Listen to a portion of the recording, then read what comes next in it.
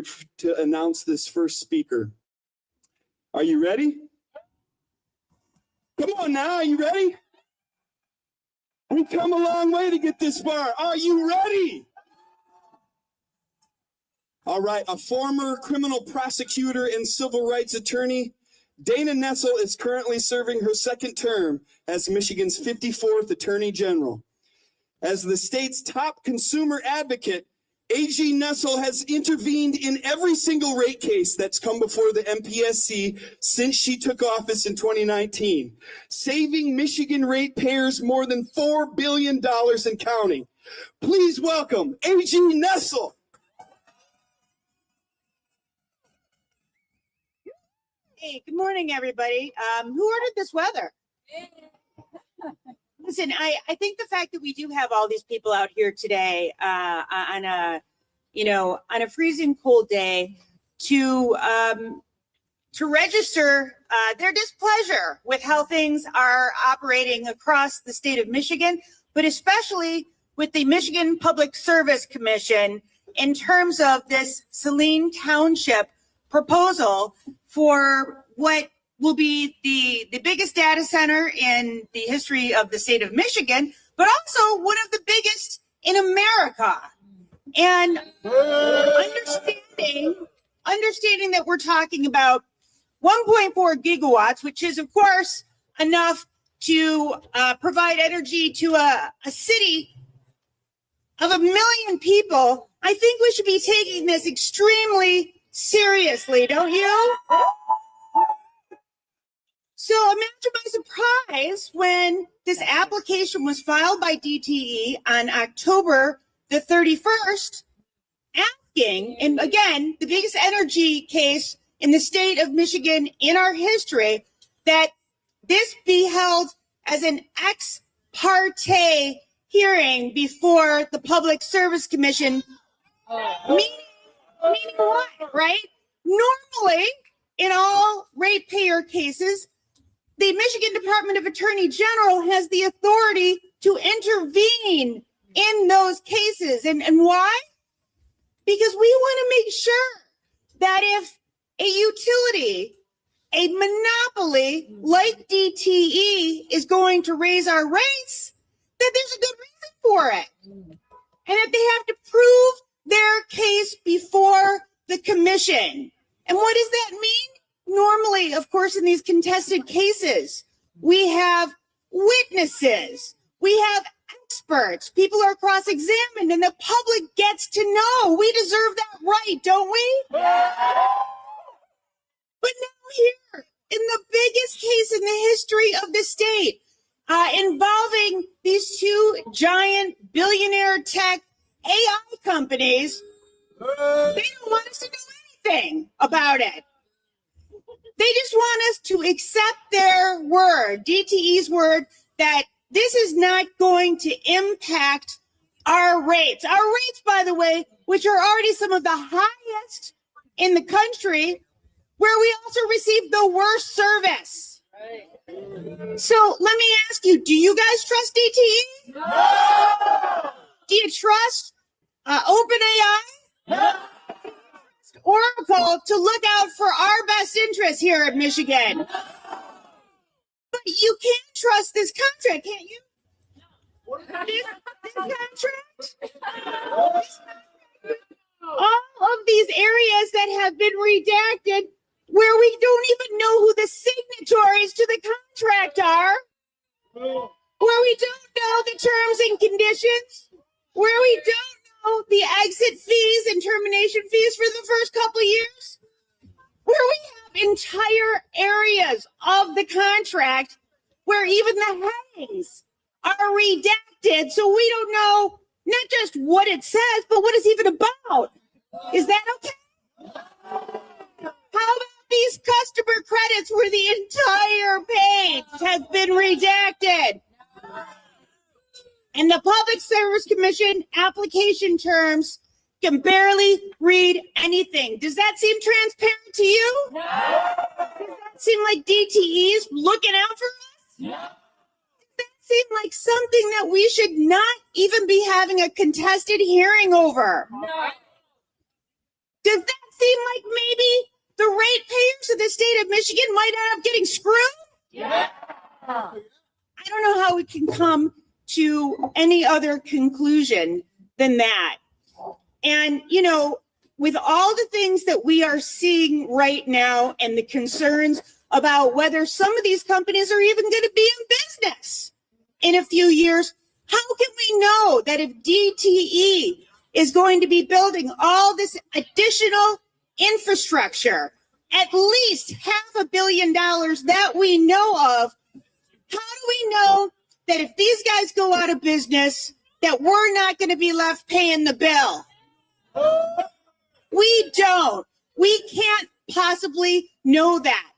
This could cause an economic catastrophe in the state of Michigan. We could have our own recession just in Michigan because it'll be impossible for businesses to pay the utilities that are going to be so high, and impossible for our state residents to live here because they won't be able to pay for their electricity, because we'll be left footing the bill when these AI billionaires have made all their money and they are long gone. So all we're asking for, it's so simple. Just allow us to have what we almost always have, which is a contested hearing, so that we can actually know what's going on. We're not asking the Public Service Commission just to completely destroy this project. Yes, we just want to know. Well, I understand that, but we just want to know what the hell is going on and what that's going to mean for the people of our state. The Michigan Public Service Commission is there to protect all of us, not just to protect these regulated monopolies. That's what they do every day. Not just to protect the AI billionaires, but to protect us, all of us, the people of the state of Michigan. And I don't think that's too much to ask for, do you? No. So please continue to let your voices be heard. Continue to make comments to the Public Service Commission. Over 5,000 last I saw. The vast majority of them asking, calling for, begging for, demanding a contested hearing in this case. Continue to do that and make sure that all of your elected officials, whether they are state officials, whether they are federal officials, let them know we expect them to take a position on this. We're not going to tolerate their silence, because silence is complicity in this. Yeah. That we expect them to stand up for the people of this state and for them to demand that the Michigan Public Service Commission allow for a contested hearing in this case, so that the truth can finally be shown as to what this project will mean for the people of our state. Can we do that? Thank you, everybody. And let's make sure that we get this right.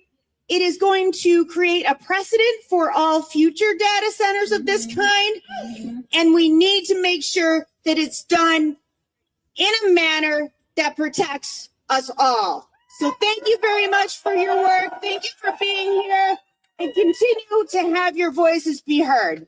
Thank you. Let's hear it for Dana Nessel, everybody.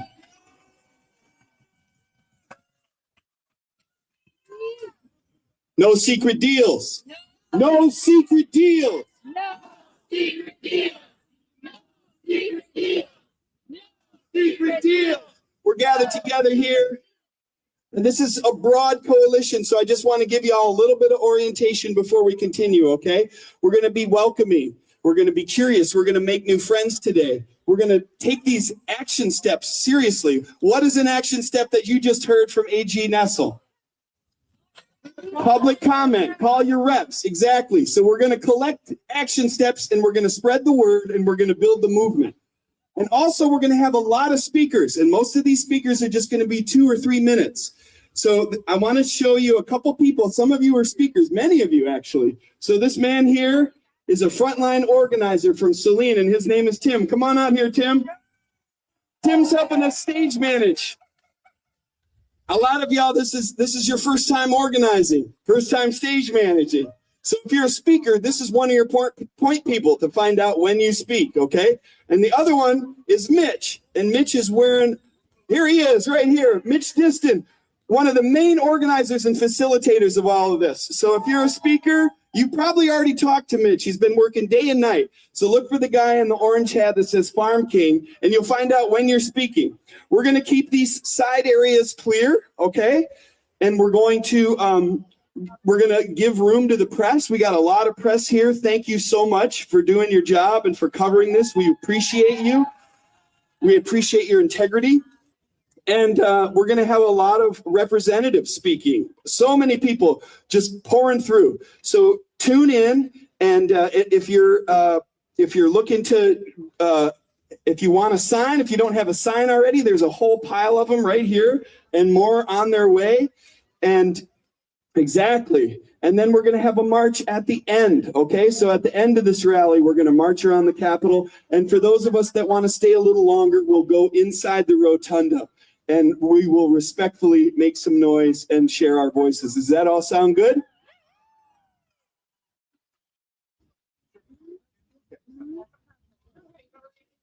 Woo! Let me hear you, Michigan! Hey, what a beautiful day we have out here. This is Michigan right here. This is why we love the state. Not AI. We love the four seasons, not AI. You know, one of the worst things about all this going on is the fact that they're going to eviscerate all the water in our air. But one of the best things is that we get to meet a lot of really cool people we may not have had the chance to meet. And this next person lives probably less than a mile from me, and I didn't know her until just a few weeks ago. She's a real American hero. She's a ex-Marine, Semper Fi. Hoorah! Hoorah! Let's bring her out, Catherine Halshauter.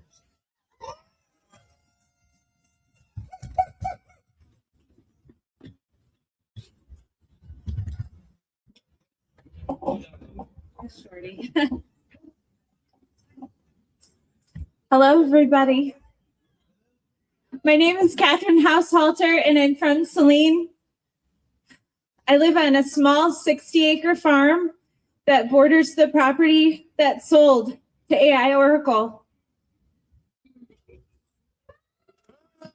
And I promise, with everything in me, I will stay and fight. I will not sell until this fight is all the way over. And I need every one of you behind me. I am just a little person. I'm a little person who just wanted to live a quiet country life and raise my 5 small children and never have to fight again a day in her life. But here I am.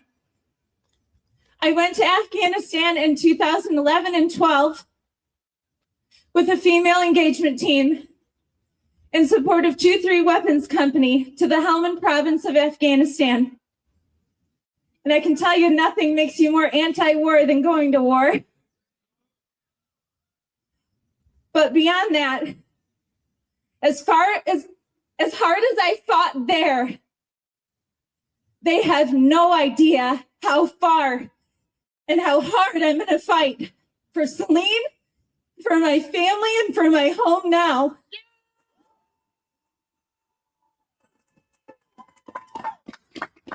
If an idea is so great, if AI is so great and it's so beneficial to our community, you don't have to sue your way in.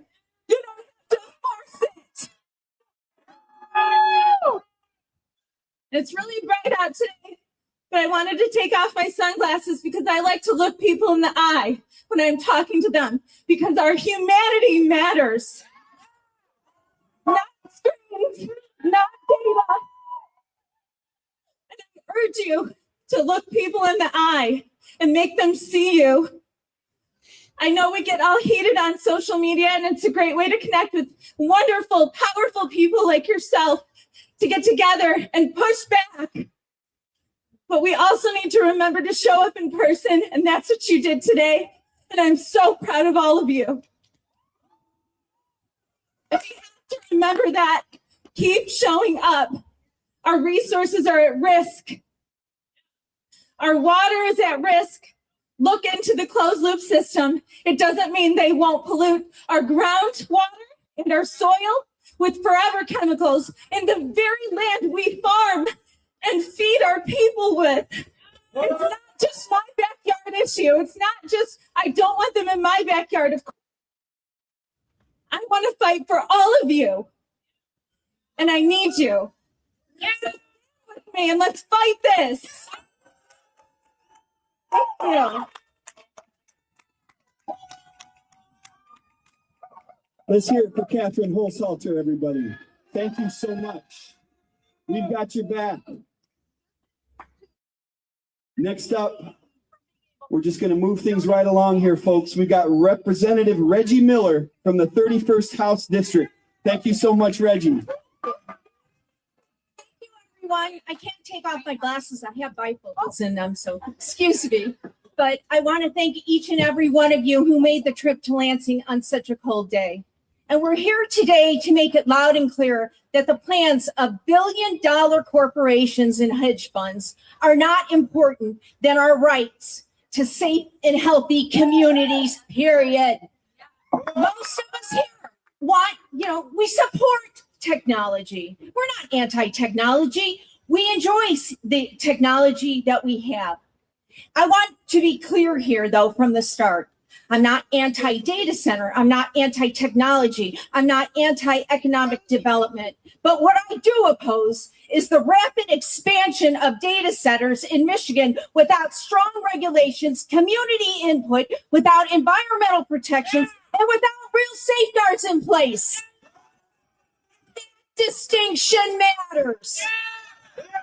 We are deeply concerned with the surge of data centers. They're popping up everywhere. And because we currently do not have the regulations, the protections and safeguards, and most importantly, the transparency in place to ensure our environment, our health, and our workforce are truly protected, we need to fight this.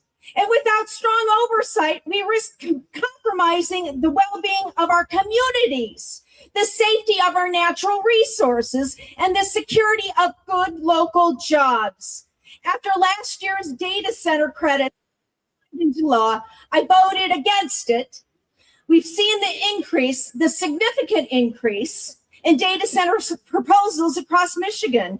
And this gold rush mentality of building these data centers is pushed on speed and profit over thoughtful planning, public impact, and the long-term consequences and effect of what these will do.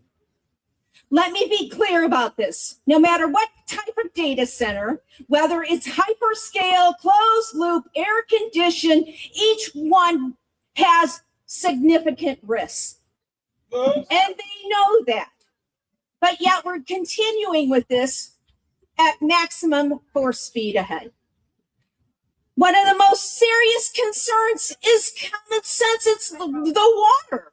Many data centers rely on enormous amounts of volumes of water for cooling, no matter what type of data center it is. And that includes closed loop. They need the water too. Yes. And what they're doing, some of the chemicals could be absolutely PFAS, also known as forever chemicals. And once they're in the environment, they're there forever. And that can't be undone, folks. And it's impossible to remove them. We all know that Michigan is home to the Great Lakes, the largest source of fresh water in the world. And protecting that resource is not optional. It's essential. And we've been told the closed loop solves the problem. They don't, not at all.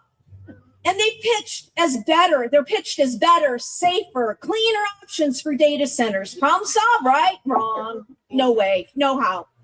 And while the closed loop system does use less water, it still requires massive amounts of water chemically treated, which poses a risk to our environment. And at some point, hello, it will be discharged. Where's that going? Too many times residents are left out of the process. Non-disclosure agreements, silence. Local elected officials and residents are kept in the dark until it's too late. We got to do away with that. We got to stop that. And let me be clear about labor. Let's talk about that and the jobs. If data centers are going to be built in Michigan, they should not rely on anti-union labor practices. Michigan should not provide tax credits for projects unless there are clear, enforceable guarantees that union jobs will be created and maintained locally. I don't see that. Residents in other states have seen increased utility costs and problems with water pressure after data centers have been built near their homes. Residents are not fully informed or involved in the process until it's too late. And they're told it's a done deal. It's not a done deal anywhere. You decide if it's a done deal. Residents are fed up. And because they're not fully informed, their opinion hasn't been considered. And we know that there will be possible, and we don't know what they'll be, increased utility costs and problems with water pressure and power outages. And I can go on and on. All in all, I'm not anti-technology. But what I am is pro-health, pro-environment, pro-worker, pro-community, and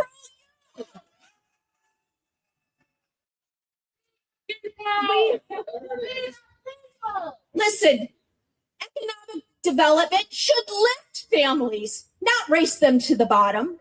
Good jobs and healthy environment are not competing values. They're inseparable. So again, let me say this as plainly as I can. We all deserve the right to clean water, a safe, healthy environment.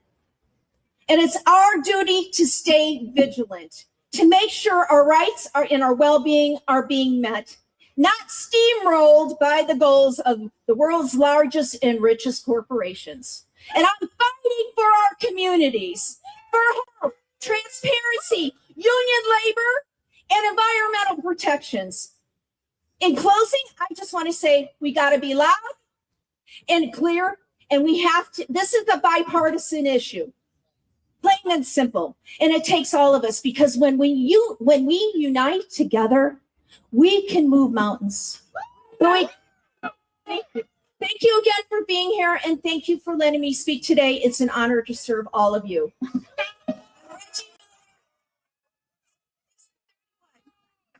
Thank you so much. One more time for Representative Miller.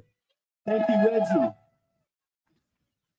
I want to give a special thanks and chimigwech to Nicole and Andrea for leading a wonderful water ceremony to open this up. We're here at the state capitol. This is also the traditional ancestral lands of the Anishinaabe people. And we are so honored by your presence and so grateful to stand with you in solidarity. Andrea also brought a bunch of warm beverages for everybody. So right over here, grab a sign, grab a warm beverage, open up, warm up. We're going to keep things rolling here. Sean McBrady's been working for clean water for a long time. He's been a big champion. You've seen him right behind AG Nessel on the big Line 5 press conferences. He's been a part of the Oil and Water Don't Mix Coalition, the campaign manager. He's now the executive director of Clean Water Action. Please welcome Sean McBrady.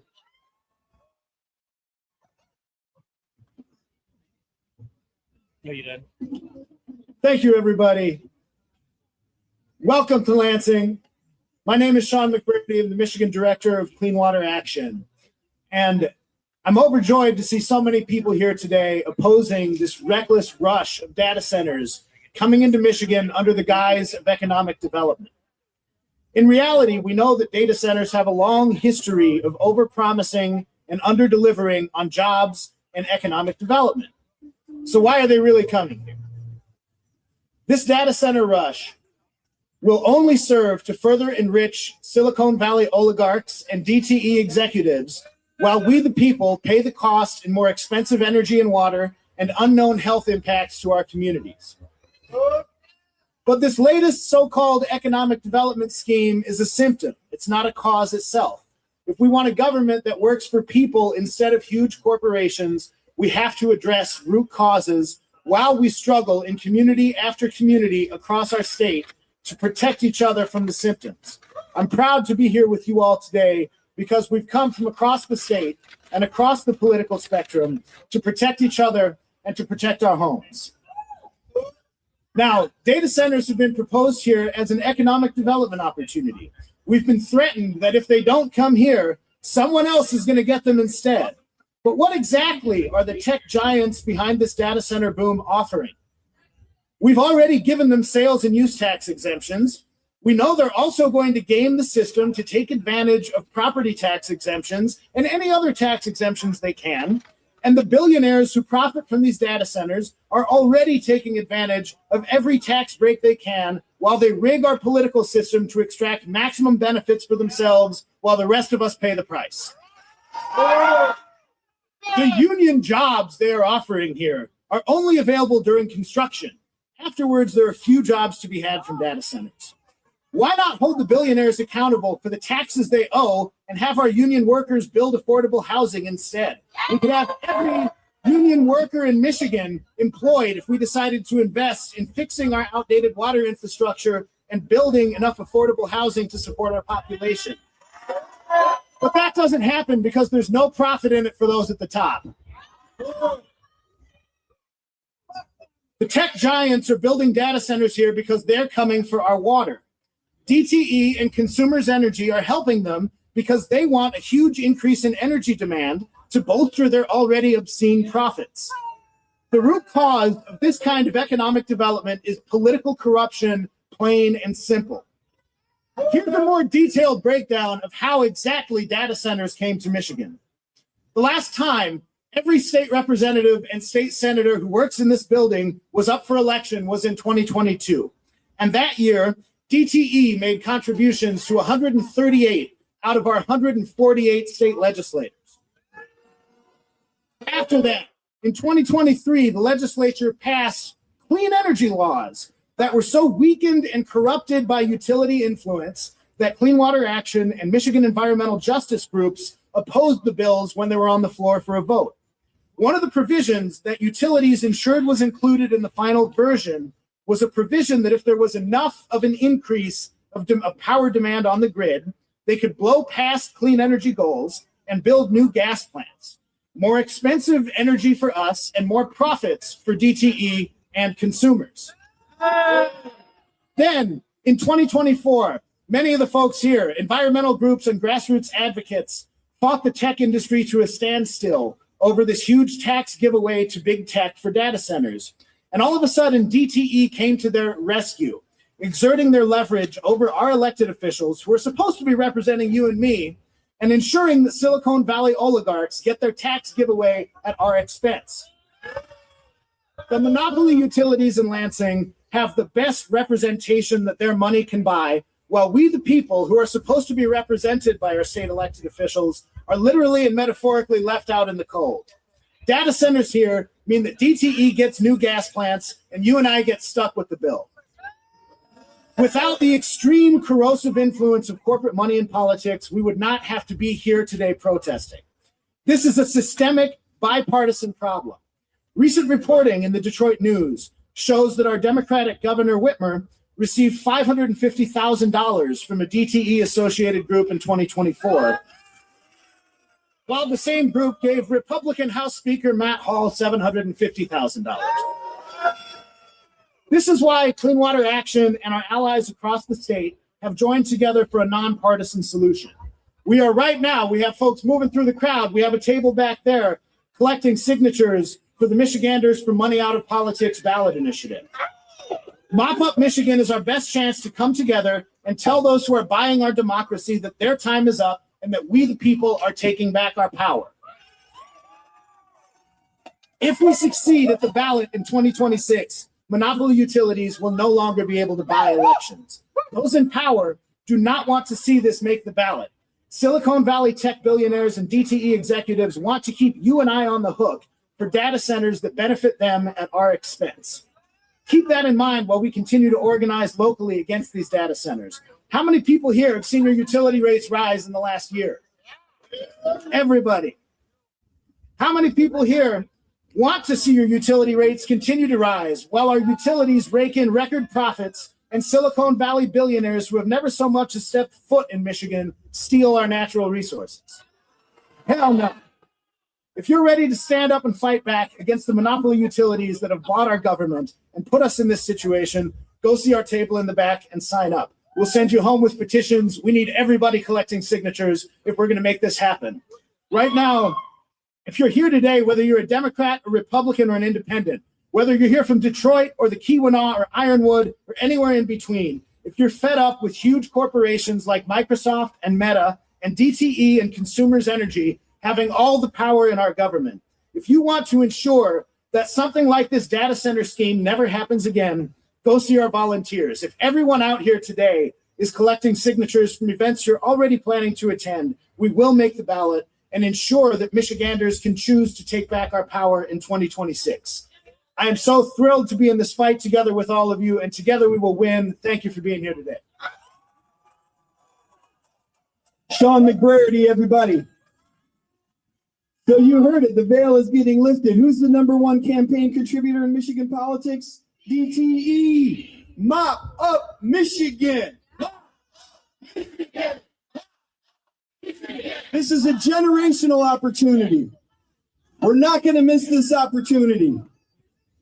So pass around those petitions. Raise your hand if you got a Mop Up Michigan petition right now. Raise them high. Look around you. Sign the petition and become someone who's spreading these petitions right there. This is an opportunity for us to take the money out of politics and breathe life into our democracy. It comes from us. It comes from the ground up. The power's from the ground up. And we came here to give a mouthpiece to the power that's coming from the ground up. And in that spirit, please welcome Tim Bruno from Saline, Michigan.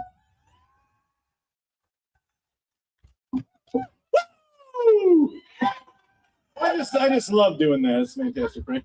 Hey, before I get started, if you have a personal compelling story regarding the AI/data center situation, find one of these great reporters around here. Tell them your story so that we can continue to spread the news around. Okay? Thanks. As Seth just said, I'm Tim Bruno. I'm a Saline resident. I've lived there for about 21 years. I lived in the city of Saline for 5 years, and then I've lived in Washtenaw County my entire life. I live about 1.5 miles from the proposed data center. DTE should not be allowed to circumvent the MPSC and public scrutiny. They have proven over the years to be unreliable and underhanded. In 2023, it took DTE about 12 hours on average to restore our power during an outage. That's longer than any other state in the country. DTE plans to prioritize data centers over citizens. A DTE rep told me personally during a power outage, their priorities were the following. 1, emergency services. 2, senior citizen living facilities. He stopped short on number 3. I asked him, are data centers number 3? He refused to answer me. DTE and Related Digital want this project to be treated as critical infrastructure, like a hospital or a school or a road. Well, it's not critical, and there's no demonstrated need for a data center in Saline Township or one of the other 23 or 24 that we know of at this time affected communities. It's exploitation dressed up as innovation. This is not just a development proposal. It is by every meaningful definition a war on our way of life. Related Digital is waging war on Saline. DTE is waging war on Michigan. AI is waging war on our country. We demand transparency and accountability from DTE and our politicians. No secret deals! No secret deals! No secret deals! No secret deals! Thank you so much.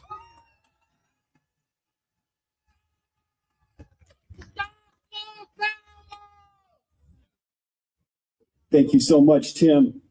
Moving things along here, I asked Representative Jim DeSena how to pronounce his name. He said, just think insane for running for public office. That's how you remember it. But I want to say we're so grateful to the people who ran for public office, hold public office, and listen to the people, right?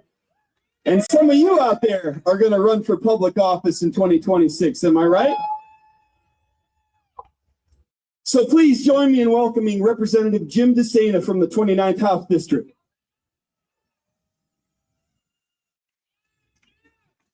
Thank you. I live in a small town called Carlton. Not too far from Dundee, not too far from Saline, not too far from Frenchtown Township. Places where they want to put these monstrosities. I have a farm. My wife and I have a farm. We love green grass, water, sunshine, things that should be free, right? Last I checked, and I love people. And this movement is by the people, and the forces opposed to us are opposed to people. And we can stop this. It was especially, it made me especially angry to hear in Saline, a parcel that was zoned agricultural. You know, last I checked, the township had the right to zone their property the way they want, and the company threatened to sue if they didn't rezone the property. So this is big tech and big monopoly power versus the people. Make no doubt about that. This is the battle we're fighting. I voted against the tax breaks. We've given these guys tax breaks. It's crazy. I voted against the tax breaks. I have introduced a bill today, along with my colleague Dylan Wegela, to repeal the tax breaks.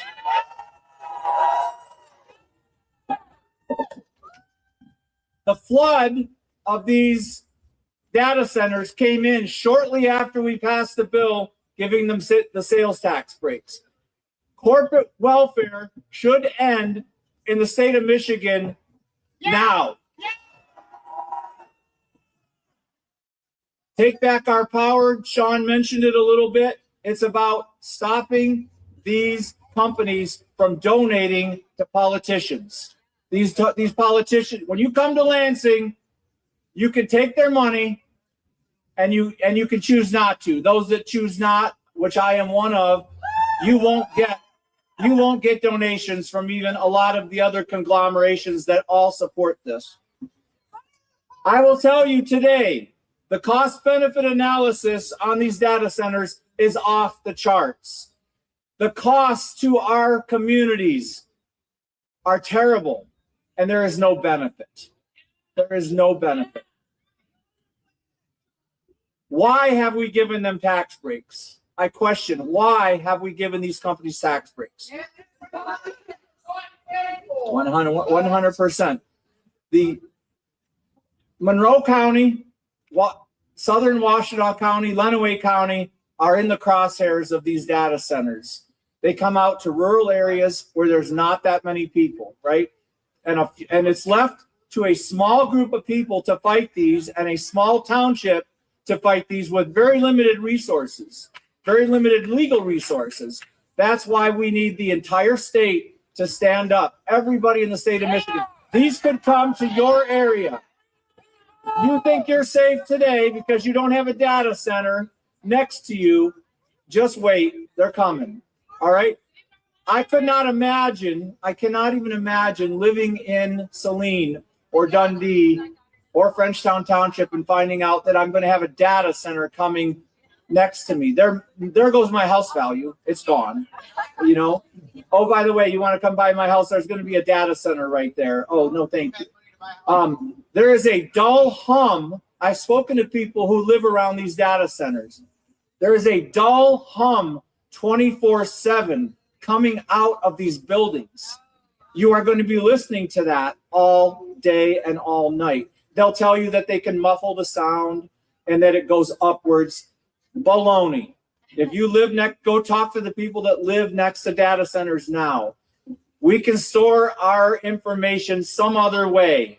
There's got to be a better way than going out and chewing up 2,000 acres of farmland. By the way, for those of us that live in the country, right, just the disruption to the ecosystem, the disruption to the water flow, the disruption to the whole environment of a township is disrupted by these data centers. Certainly we could say, you don't need to be here. Don't come here. We need the entire state to stand up and say, we don't want you. We are the people. We don't want data centers. Thank you very much. Thank you, Representative DeSena. Jim, thank you so much. We got folks from Lowell out there. Lowell, are you here? So frontline organizers represented at the state capitol, giving voice to each of these unique experiences that communities are having. Next up, we have one of them for you. Please give a warm welcome to Betsy Lopez Wagner from Lowell, Michigan.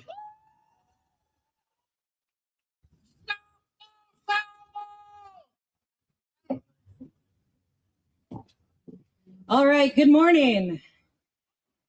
All right, you all clearly need to warm up a little bit. I'm Betsy Lopez Wagner. I'm here on behalf of Residents United for a Healthy Lowell. We're a group of community members from across Lowell and Michigan in our region. We are concerned for our public health.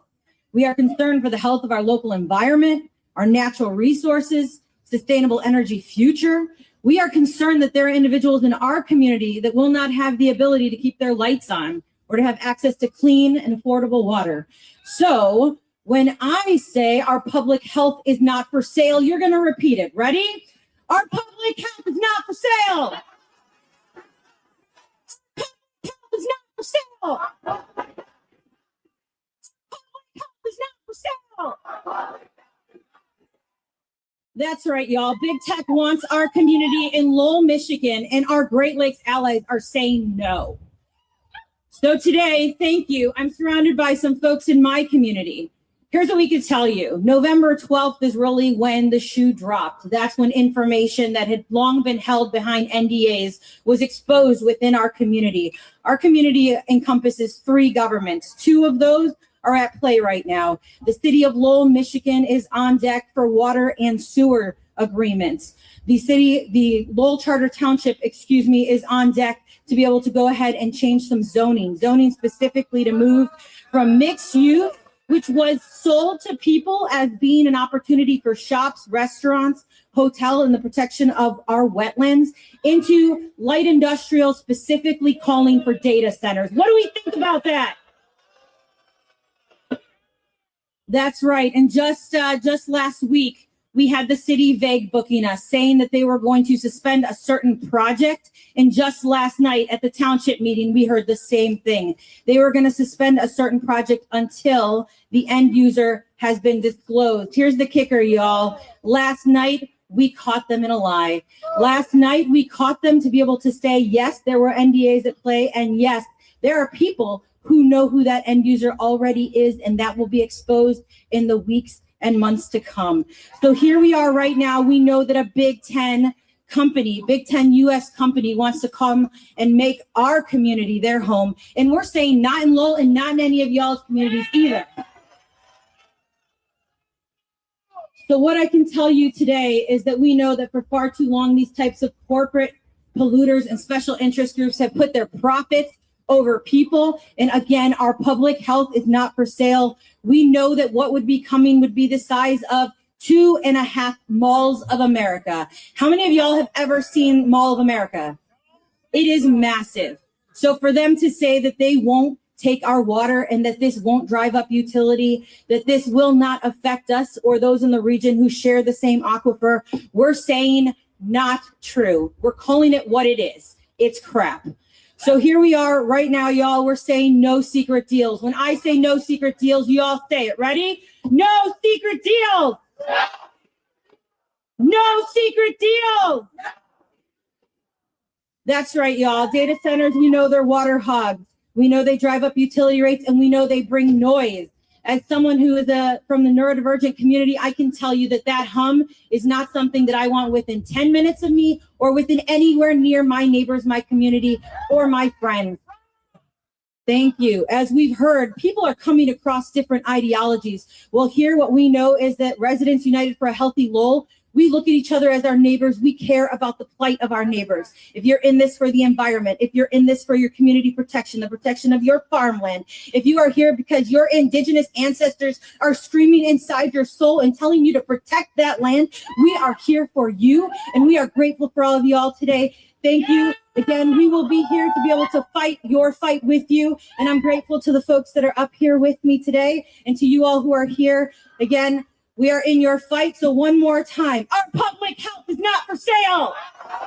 Public health is not for sale. Thank you. Thank you, Betsy, and thank you, Lowell. We stand with you.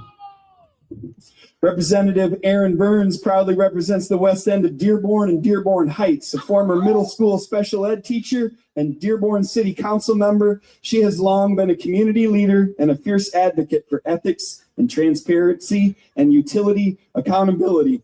Please join me in welcoming Representative Burns. Good morning, everybody. Let me hear you. Thank you for being out here today and braving the cold. My name is Aaron Burns, and I'm the state representative for House District 15, Dearborn and Dearborn Heights. Yes, free Palestine. Thank you.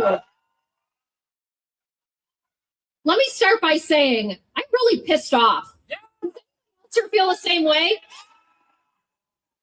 I thought so. So as we know, DTE, Meta, Amazon, X, Oracle, Palantir, and other massive tech companies and power utilities seem to think that we owe them millions and millions of dollars with no transparency, no accountability, and no regard for our safety.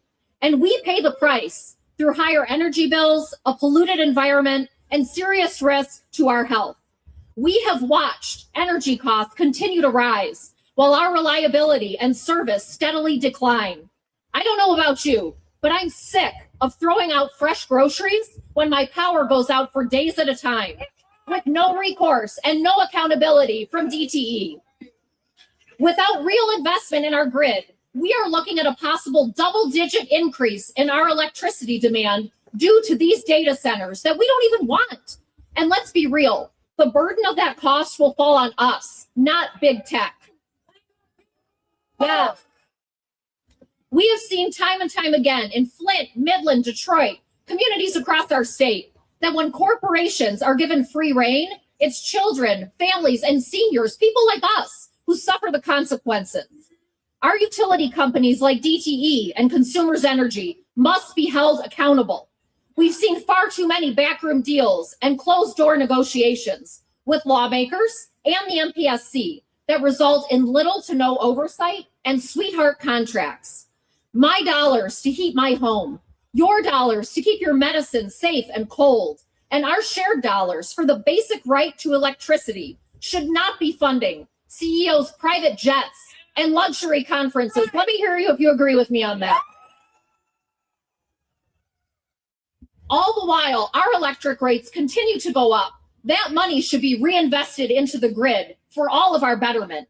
Today, we are here in the freezing cold to say no more to shady deals. We are demanding action from our state government, and we are also demanding more from corporations like Oracle and DTE that should care more about their customers and the environment than their bottom line.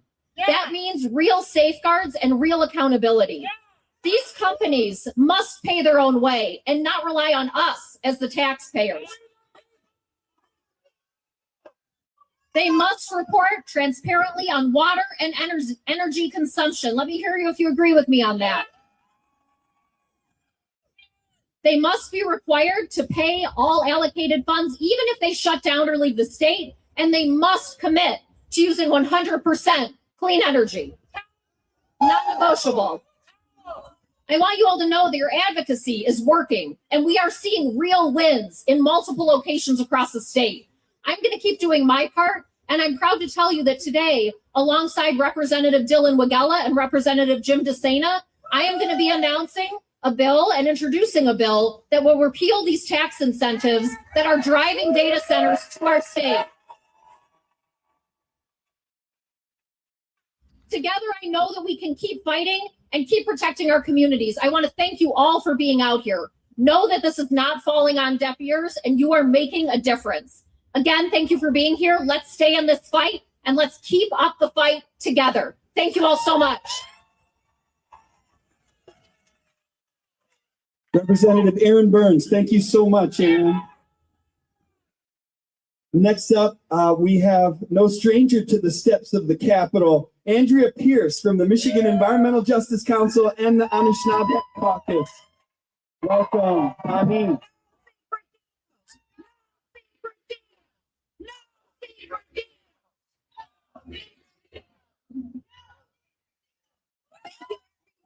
I got to lift this stone on because I forget how tall I am. So I'm Andrea Pierce. I'm a tribal resident citizen of Little Traverse Bay Band of Wadala Indians. And I live in Ypsi Township. And stop Los Alamos! Exactly. Stop Los Alamos and U of M. Why is a university funding and being part of data centers? What does that have to do with the health or the education of our people? Nothing. And again, another secret deal. They have signed NDAs, non-disclosure agreements. I've heard ours is to be, not ours, Ypsi Townships that we are fighting is supposed to be for surveillance. But with two nuclear companies involved, I'm scared of that one. I really am. So I'm going to talk about Bill 5362, which was introduced last week by Representative Jimmy Wilson Jr. from Ypsilanti Township.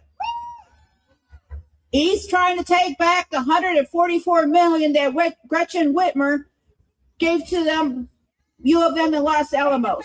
5362, contact your House rep and senator. We need that money gone. If they don't hit the money, it makes it harder. And ours in Ypsi, 144 acres of old ground trees. And they're going to try and say, oh, we'll give you new trees. New trees are not as good. We want the old ones that know how to work this.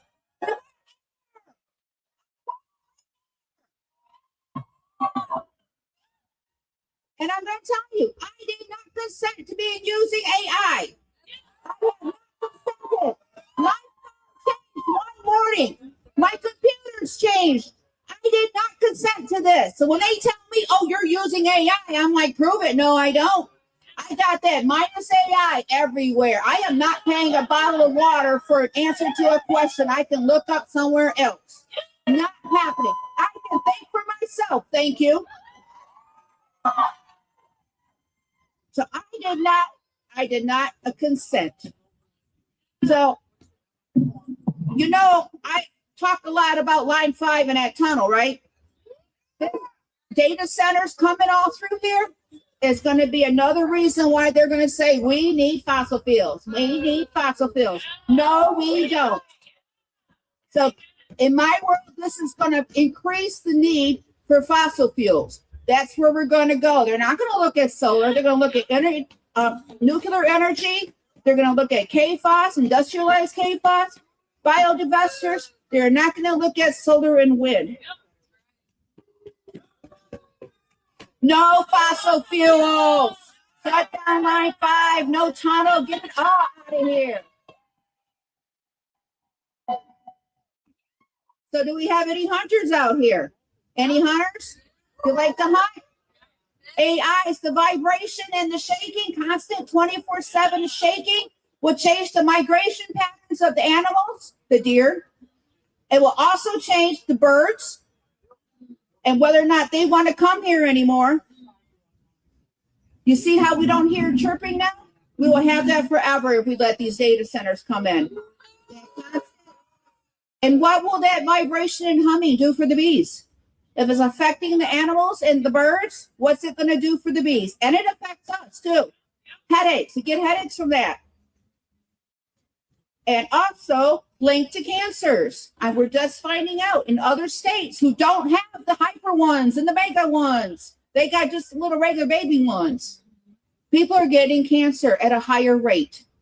It's bad enough we got to fight the PFAS cancers, the dioxin cancers, and all the cancers from the poison food.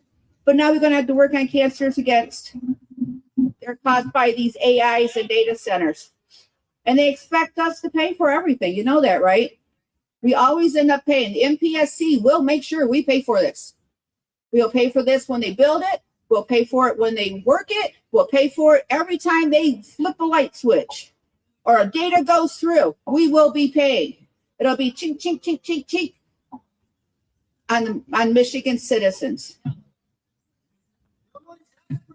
No more tax. Exactly. No more tax breaks. Why are we giving big corporations tax breaks when people are freaking starving? We got what, 635 million that was just clawed back from the Republicans for Michigan citizens and schools. But we're going to give tax breaks. Seriously? We need to get the Michigan money out of the politics. There's a petition going around. All right? Raise your hand if you're nearby. If you're a part of that, they're over there. Sign the petition. It's nonpartisan. It gets the money. We give us a fighting chance so we can beat DTE on our own ground. We got the people. We got the people. And also there's one for Invest in My Kids petition, which is a tax on the rich. Raise your hand too. Sign both of these petitions. They're important for Michigan. I have to ask, at this point in time, what are we leaving our children? What? I mean, seriously, we're leaving them in debt. We're leaving them high electrical bills because DTE ain't done yet. It's people over profits. That's where we need to be. We need to be first in line. That's right. People over profits. People over profits. People over profits. People over profits. Can we go on or am I done? All right. Well, thank you, everybody. I think I went over.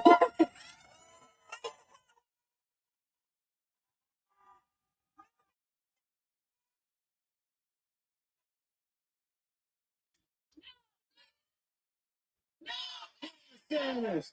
No data centers.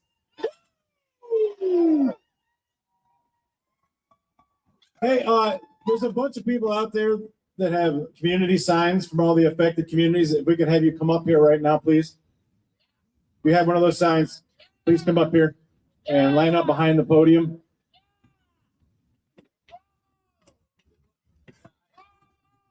Our next speaker has become a very good friend of mine. I met her over this whole fight against the AI data centers. And as I stated earlier, I've met so many incredible people, and I continue to on a daily basis while trying to fight these things. She's from Augusta Township, and her name is Wendy Albers. Please give her a big round of applause. Hi, everyone. Thanks for being here.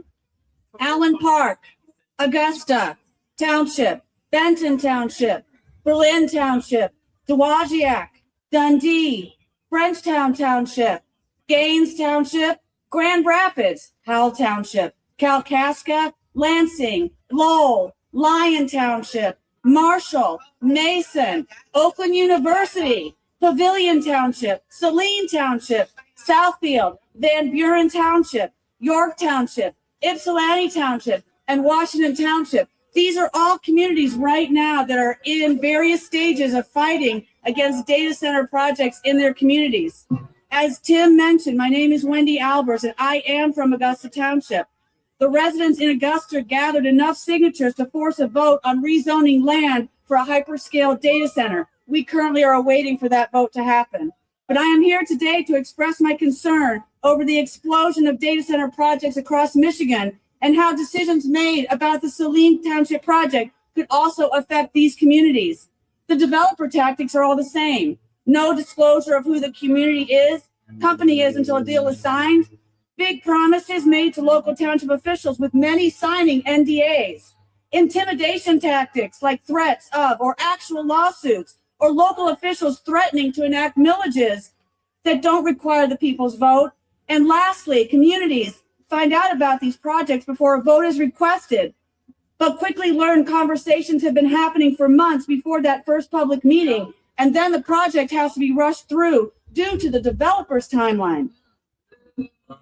We elect our representatives at the state and local level to be the voices of the people. We are grateful for those here today and others who have shown support. Many more on both sides of the aisle have been silent when we reach out for assistance. Emails, texts, messages, and phone calls are not returned. We have seen local officials that just ignore what a majority of their residents are telling them. We see you, and we want you to see us. We will remember in 2026. We do not know what the energy demands will be if all of the communities I mentioned build data centers. Michigan needs to look at the bigger energy and water picture instead of rushing the Saline project through when so much more is on the line. MPSC commissioners, this is your chance to provide some equality between big tech, government, and the people. We ask you to deny the ex parte request from DTE. Please do not fast track the largest industrial project in Michigan history. End the secrecy and protect the people of Michigan from the wants of a publicly funded company. As Attorney General Nessel has stated, this request could set a dangerous precedent for future data center projects in Michigan, potentially shaping the state's energy policy for decades. Thank you all for being here today. Your voices matter. Protect your Michigan. Protect your Michigan.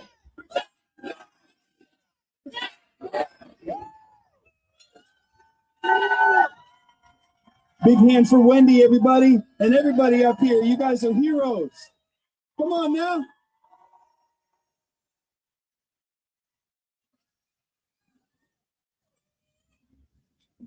Okay, so this has been quite a feat to organize this. People who have never met each other, never been in the same room, never even seen each other's faces, all organizing and really with urgency and with everything on the line and with a lot of really strong ideas. We feel it today, right? There's a lot of different narratives and different passions that connect to this. Everybody has a reason to hate this, right?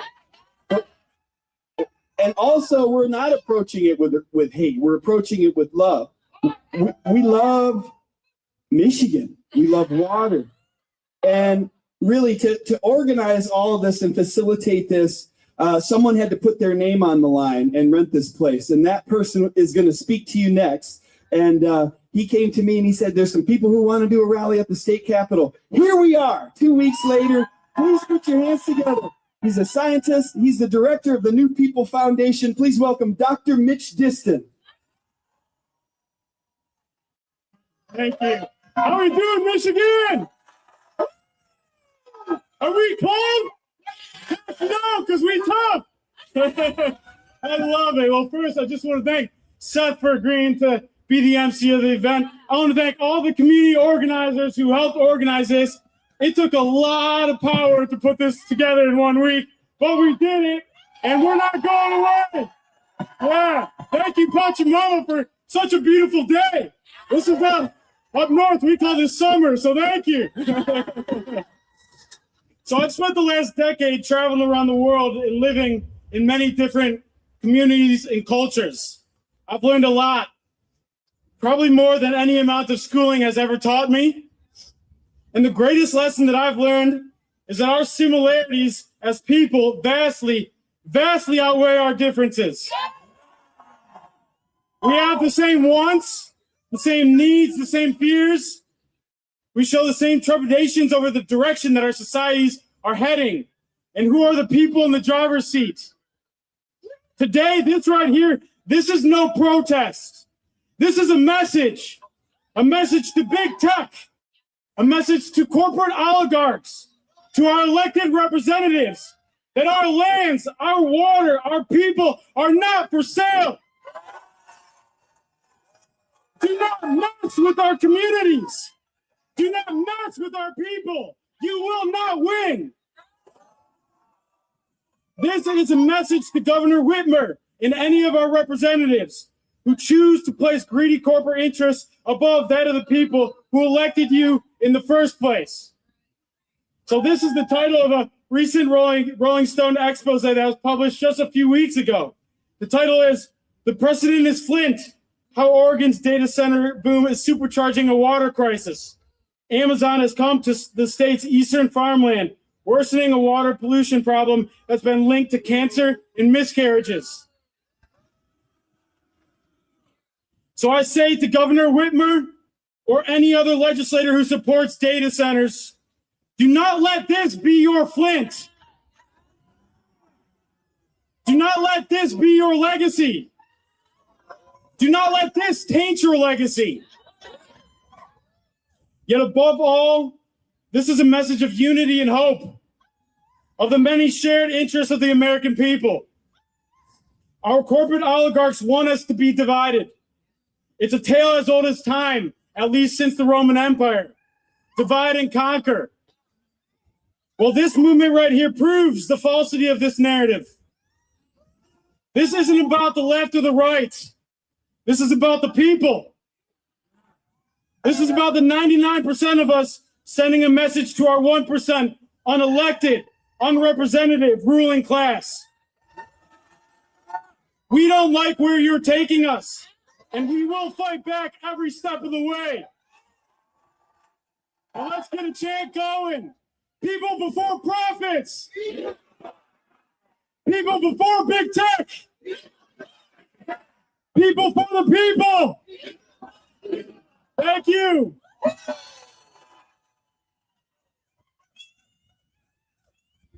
One more time for Mich Diston and all these warriors up here. We'll get back up at the very end of everything, so y'all can go back into the crowd and join your comrades here. What a beautiful crowd. What a beautiful opportunity for us to make new friends and to build this movement. We want to make sure that the commitment is deep here. So are you guys willing to fight beyond this battle here and just take it all the way for the rest of your lives? This is where the power is. We need that level of commitment. We need it from the people on the ground, and we need it from the people who work in here. We got another champion coming to speak. Please give a very warm welcome from the 26th House District in Garden City, Representative Dylan Wegela. How's everybody doing? It's a good day, always a good day for democracy here. And I think what I've learned since coming into this place about 3 years ago is that power and change is never going to come from inside this institution, but it's going to come from the working class people that are fighting for everyone. And I think we're at this moment in time where we are seeing, like, data centers are showing people across the world the core of the oligarchy. And what I mean by that is here in Michigan under the Democratic trifecta, and yeah, I'm a Democrat, I'm also a Democratic socialist, but what we saw under the trifecta was Democrats pass a tax break for data centers. And what do we see now? We see data centers coming everywhere. Well, I'll tell you what, today I'm working with Republican Jim DeSena and Aaron Burns to introduce a repeal of that tax credit. And I said this is an issue that we see on both sides. We just saw federally the president sign an executive order trying to ban states from passing regulations on data centers. We need to get corruption out of both parties. And we need to make sure we protect our air and our water and our energy. And I say that because, of course, DTE and consumers want these to be put in place. because they will be making tons of profits on the rates that they'll be able to raise on all of us. And in this institution, DTE donates more money than anyone in politics. And if you didn't know that, our governor has taken the most of it. And they do this because it is cheaper for DTE to buy off politicians than to actually fix the grid. So they would rather buy off the people in this chamber to pass legislation that increases their profits instead of us having energy for everyone for cheap. I believe our utilities should be publicly owned for the people. Keep fighting and keep demanding transparency, because what we've seen in this institution is lawmakers signing non-disclosure agreements related to legislation they're voting on. That's why I've worked with Steve Cara, who's a Republican, to pass non-disclosure bans in the House. We're waiting on the Senate to pick it up. Thank you for being here, and hold us accountable.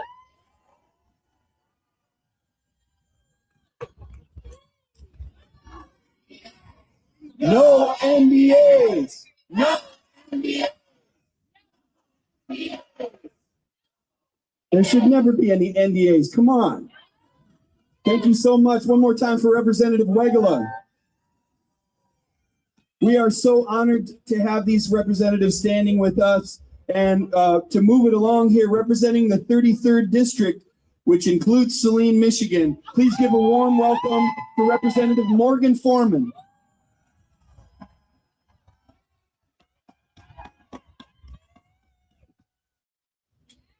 Hey, everybody. Good morning. Is it still morning? It's still morning, I think. All right. Thank you for being here on this blustery, cold Wednesday, or Tuesday here in Lansing, right? So my brain cells are freezing because it's freezing out. But honestly, who remembers a December like this anytime in recent history? No? Why? Climate change, right? And so we're experiencing a lot of the effects of that, especially here in this Great Lakes state.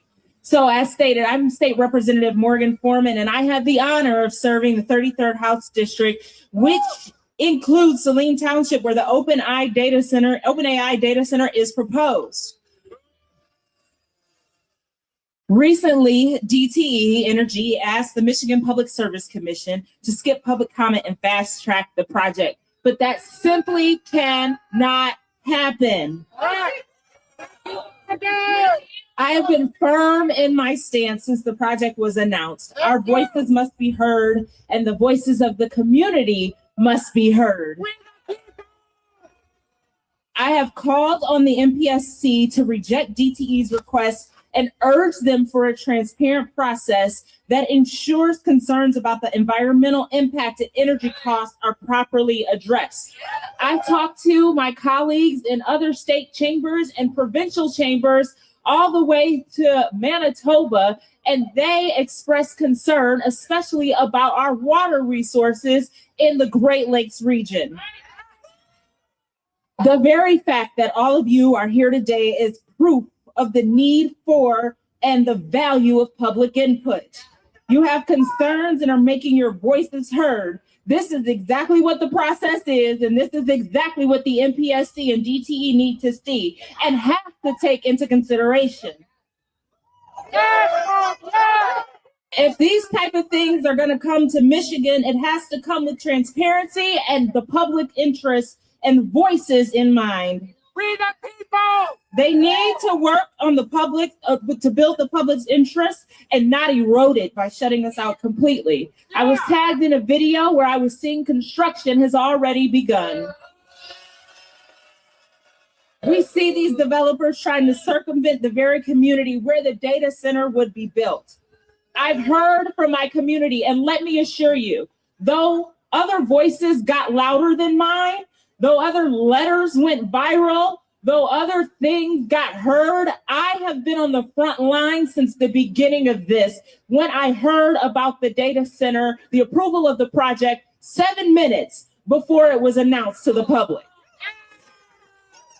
The environmental impact that this could have through water and increased energy consumption and the worry of my neighbors that this will increase their energy bills when costs are already too damn high is a big concern. These issues must be addressed. We cannot have a rush development. And we're not only here today to talk about data centers. This is setting a precedent for companies to think they can come into Michigan and do whatever they want to do. I'm so proud of all of you being here today and for refusing to let your voices be silenced. We have a long road ahead of us, and I'm hoping that we can do something to stop this. But thank you all for being here today, and let's keep fighting together to ensure the voice of every single Michigander is a part of the process. This is our home. Thank you. One more time for Representative Foreman. Thank you so much.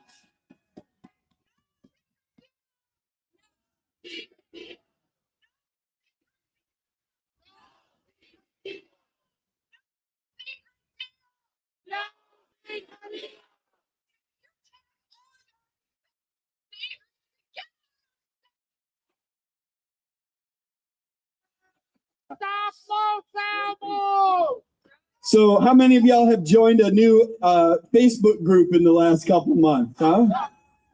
How about Michiganders Against Data Centers? Okay, great. Okay, awesome. Well, the founder of the Michiganders Against Data Centers Facebook page has been wonderfully involved in organizing this event and rallying people. And we also are going to bring up Danny, right? So we've got both representatives from Michiganders Against Data Centers coming up here at the same time. Please welcome Ayat El-Tamimi and Danny Huang.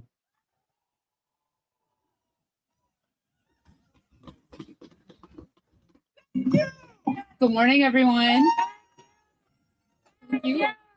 Before I talk about Stargate, I want to quickly shout out our brother holding up the Los Alamos sign. Stop Los Alamos, being tagged as the new Manhattan Project. Talking about her too. As they mentioned, my name is Ayat El-Tamimi. I'm a public health researcher and a member of Michiganders Against Data Centers. As you all know, DTE is asking for ex parte approval of their $7 billion in contracts to provide energy for the Stargate data center.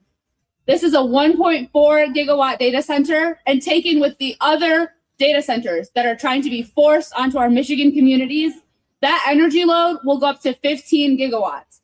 For context, that is enough energy to power 15 million homes. That is almost 4 times more than the 4.2 million homes currently in the state of Michigan. Boo is right. So the same company that is telling us that their contracts can and should be approved ex parte because they won't increase energy costs is the same company who between 2010 and 2025 paid $2 million in labor, health, and safety violations. They're the same company that is able to circumvent clean energy commitments if their power demands exceed their ability to meet clean energy demands. And this is outlined in the MCL section 460.1032. The energy demands that this data center is asking of us will exceed those energy demands. DTE stands to make billions of dollars off of these contracts. However, when the AI bubble bursts, we will be the ones bailing them out. That's right. The same way we bailed DTE out between 2006 and 2013, when they received over $202 million in federal bailouts from our tax dollars. That should be going to our schools, our hospitals, our elders, our land, not to DTE. DTE wants us to blindly trust them, but they have not been a good partner to Michigan. And this redacted contract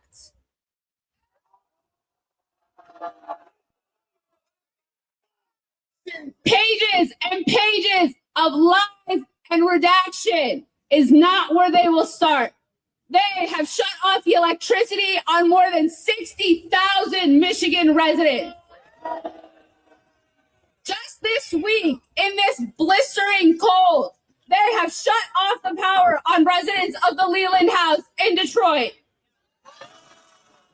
That is not a company who has our best interests at heart. The secrecy and lies go farther than just DTE, however. New York-based real estate developer Related Digital and their parent company, Related Companies, have been plotting on Michigan since at least 2022. At least 3 years of their lies and secrecy. Just this year, they sued Saline Township to rezone 575 acres of our precious farmland. This data center is being forced on Saline. It is being forced on Saline to power AI, an industry that is neither artificial nor intelligent. It is built on exploitation of our knowledge, our data, our privacy, our land, our water, and our air. It's an industry whose main functions are 1, to create internet slop, 2, to create pornography that's damaging our children, 3, surveillance of our communities, and 4, war making. And to quote our sister from earlier, nobody becomes more against war than those who have lived through war. Just this summer, OpenAI signed a $200 million contract with the Department of Defense to use their AI for, quote, war making. They're destroying our communities here to use AI to destroy communities around the world. This is a planetary fight we are all connected in. And as today has shown us, we are stronger together. We are united in the fight to protect our communities and all communities suffering as a result of AI. We must reject the ex parte approval.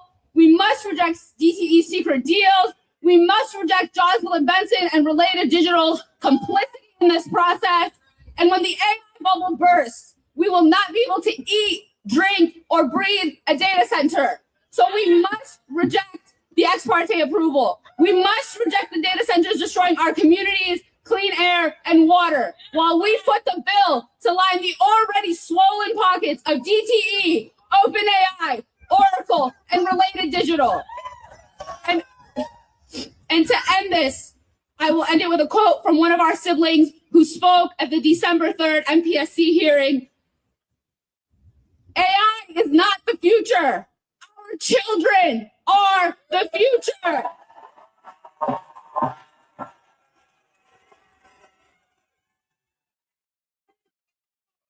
Power to the people. Thank you all.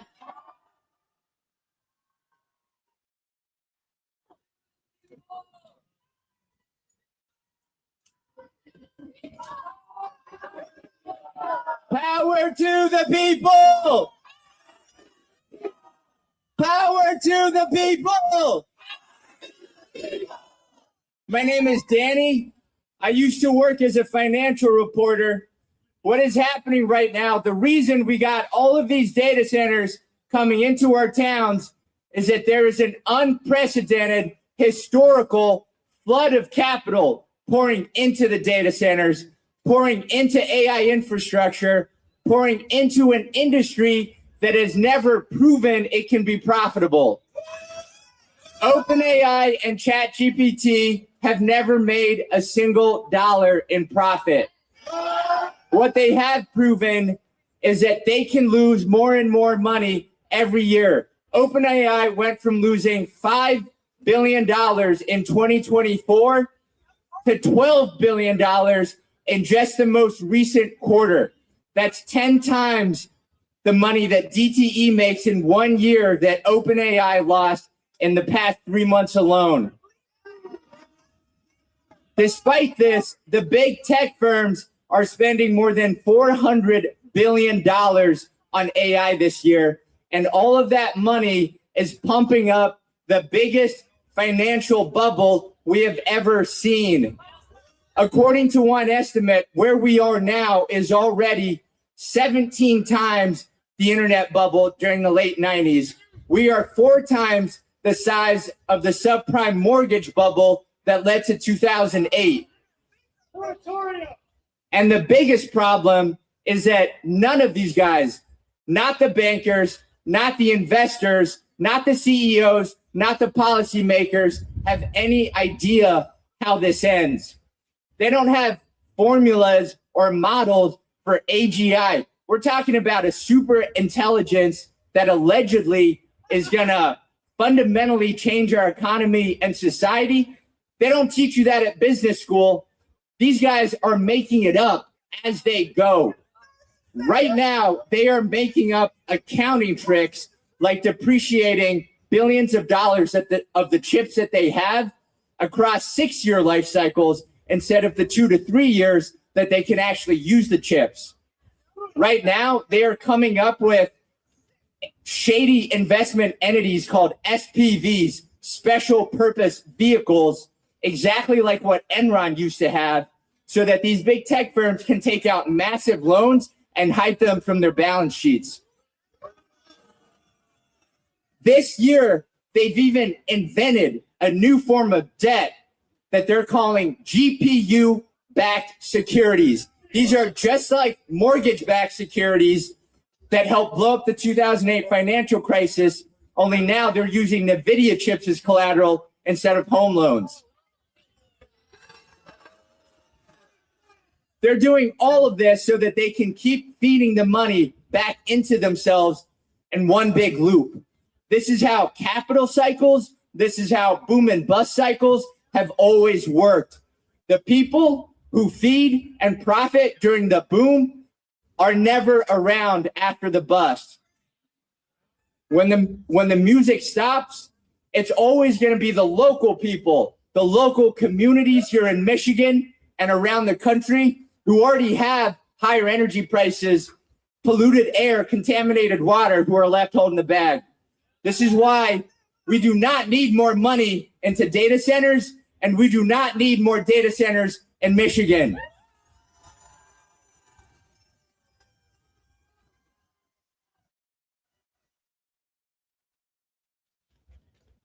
One more time for Michiganders against data centers, y'all. Thank you, Aya. Thank you, Danny. So, keeping things moving here, we have Brian Smigielski from the Sierra Club, and they have been central as an organization in every major battle here to protect the Great Lakes and Mother Earth in Michigan. And Brian has an analysis that's been very valuable to us as organizers, kind of piecing things together from a policy standpoint and an organizing standpoint. He's a scientist and a researcher, community organizer. Please put it together for Brian Smigielski from the Sierra Club, folks. Thank you, everybody. It's so great to be here with all of you and to see what this movement is becoming. I'm going to pick up where Danny left off, talking about the financial situation that we are being asked to accept on behalf of big tech. So if you get an email that promises you millions of dollars, but it tells you that you have to act now, right? That you have to rush. That it tells you that you can't look at the fine print. It presents a false sense of urgency. Do you sign on the dotted line immediately? Do you maybe send it off to some independent experts to review that contract? Do you start building $500 million in a public energy grid without any guarantee? No, you don't, right? So when DTE's CEO was asked about a month ago why they needed to rush this deal, she said, well, these data center companies are competing against each other. And hidden within that remark is she is admitting that Oracle has not yet secured demand or profitability for this project and is asking us to subsidize it and to risk up to $1 billion or more in public infrastructure costs. for a company that pays $3.5 billion in interest per year. And for this project, which has never turned a profit, Oracle and ChatGPT, which has never turned a profit. So who is going to be left holding the bag when they close up? Who's going to hold the bag? Not us. Who's going to hold the bag? Not us. Right. So but they know this, right? Oracle knows this. So Oracle has set up a limited liability company called Green Chili Ventures. Has anybody heard of Green Chili Ventures? No. So what's going to happen, right, is they're making this wager, this market wager with our energy system, with our public land, with our water. And if it goes south, we pay for all of that.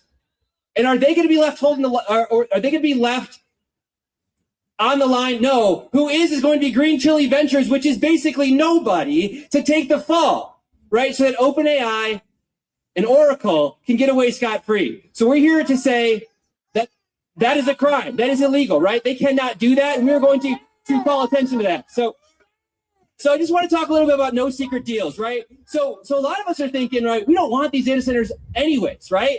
But we also don't want no secret deals. And so just a little story about that. About 2 months ago, when I met with Wendy Albers and Tim Bruneau and Tammy Bruneau from Saline, the Saline area, to talk about how to frame the Saline protest, this kind of idea kept coming up around secrecy. And we came up with the no secret deals theme, right?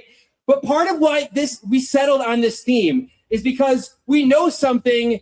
We became very clear about one thing, which is that if the big tech companies are forced to actually show the risks, show the impacts, if they're forced to actually sign contracts that keep them financially responsible, then they will not build these because it won't be profitable for them. Because the risks and the impacts will be illegal because they will derail us off of our climate plan. So no secret deals ends up being no massive hyperscale data centers. It's the same movement. No secret deals is no AI data centers. So big tech, they screwed up with this one, right? They think that us, for one, we are getting in the way of collectively trillions of dollars of money, right? Of power, right? It's a scary thing to do. It's like we're getting on a train track. We're standing in front of a train, right?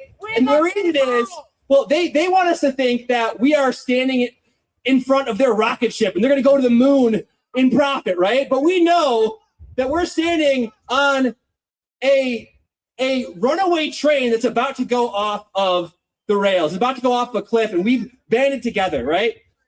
And so, but they screwed up, right? Because this is bringing together people from across the political spectrum. They are used to being able to keep us fighting each other, and we are very clearly linking up on that train tracks, left and right, together, united in this fight. Left and right, united in this fight. Left and right, united in this fight. Left and right, united in this fight. Yeah. So what we have done throughout the past 6 months that is climaxing here and is going to continue getting bigger is we have created a moment where dissent from the political and industrial power structure is possible. We have made it possible for 20 legislators to go out on a limb and oppose Gretchen Whitmer and to oppose Oracle. We have made it possible for the Michigan Public Service Commission, the commissioners, Scripps, Parasitic, Myers, to go against the will of the political establishment. We have made it possible, but we don't know what they're going to do yet, right? And usually it would not be possible. They're afraid of lawsuits. They're afraid of losing their job if they go against this. And they've never been able to go against this much political and industrial pressure before, but we have made that possible. So we are in a very special moment right now. On 12/18, they are going to make that decision. And we need to be ready to lift them up and heroes to help them fight the commissioners, right? They can be our allies. They can be our heroes. They can fight. They can put their careers on the line. They can put themselves in front of lawsuits by billion-dollar corporations. But they can also see this movement and they can break our trust. And that's the last chance they're going to get. If they approve the ex parte secret deal, that is going to be an earthquake through our political landscape that will turn into a tsunami that reshapes the political landscape in Michigan and across the country. Left and right, united in this fight. Left and right, united in this fight. Left and right, united in this fight. No secret deals.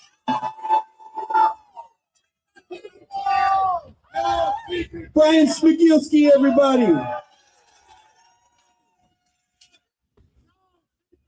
So remember this. We're asking for 3-minute video submissions about this contested case in Saline.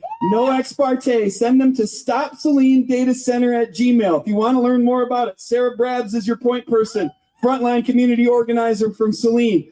We only have a couple days. So take the time, make a video, 1 minute, 2 minutes, 3 minutes max. Stop Saline Data Center, singular, not plural, @gmail. You got it? Tell everybody you know, okay? Moving things along here. We got Will Lawrence. He is a Lansing resident. He is a housing organizer. He's one of the original founders of the Sunrise Movement. Put your hands together for Will Lawrence. Thank you, Seth. William Lawrence, Lansing resident. I'm also running for U.S. Congress to represent the 7th District in Washington, D.C. We've got a data center proposal here in Lansing. I got to say it's much smaller and less odious than some of the other proposals around the state, but it shares two very bad things in common with all of them.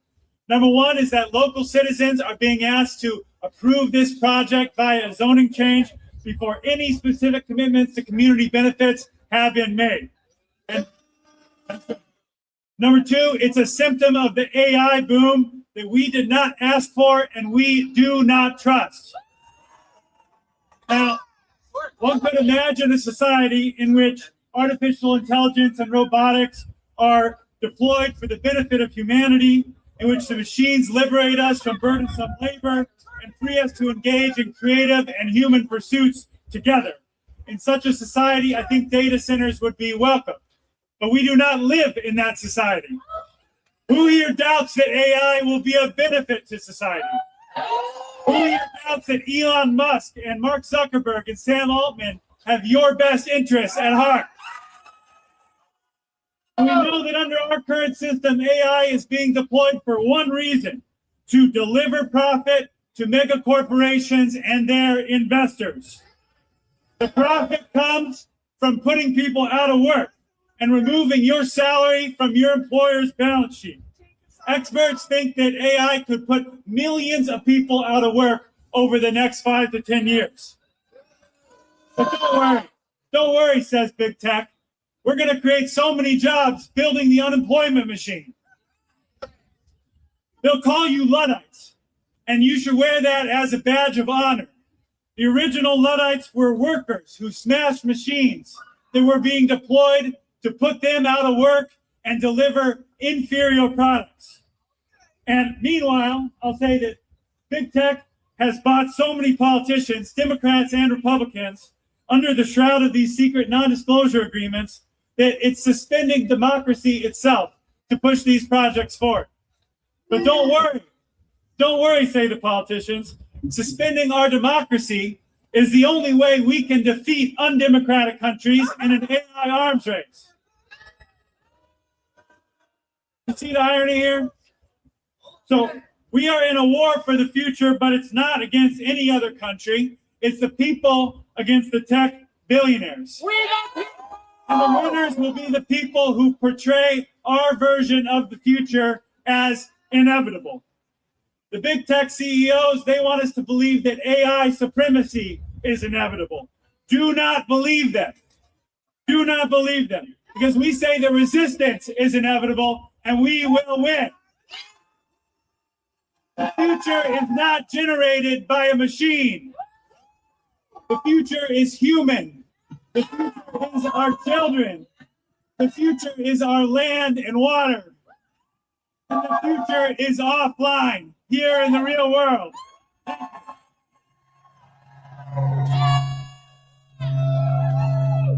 One more time for Will Lawrence, folks.